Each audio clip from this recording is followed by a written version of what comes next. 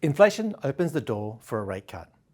The CPI gained 0.9% in the March quarter, stronger than market consensus and Westpac's own expectation as well, but we did highlight upside risk to our forecast. The annual pace of headline inflation at 2.4% is now definitively below the midpoint of the RBA's inflation target. The important core measure of inflation, the trim mean, rose 0.7%, taking the annual pace down to 2.9, now within the RBA's target band. The two-quarter annualised pace dropped to 2.4% in the year. Now the momentum in core inflation is definitively at the bottom of that target band, so inflationary pressures have moderated and the door is open for a rate cut in May. Our chief economist, Lucy Ellis, locked in a rate cut for May last Friday, and this does not change that call. Last year, inflation had been significantly reduced by various cost of living measures, but these are now being reversed as the energy rebates are being unwound, particularly that large $1,000 lump sum rebate in Queensland. This quarter, we saw a 16.3% increase in electricity prices nationally. We estimate that these cost of living measures shaved half a percentage point off inflation in the year to March.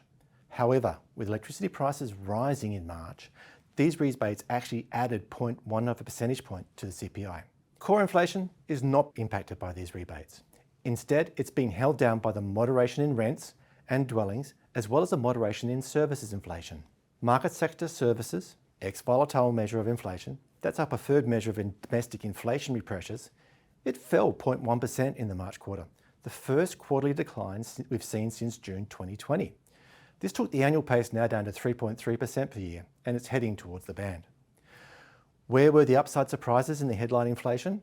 The most significant was a smaller than expected fall in travel costs and a larger than expected rise in health costs. Prices rose more than expected for food, but most of that was due to seasonal volatility in fresh fruit and vegetables. Prices for clothing and footwear, plus household furniture, textiles, they also fell as well, due to the usual post-Christmas sales. These factors do not affect our view that the fundamental domestic inflationary pressures continue to moderate, and that core inflation is now sustainably within the RBA's target band.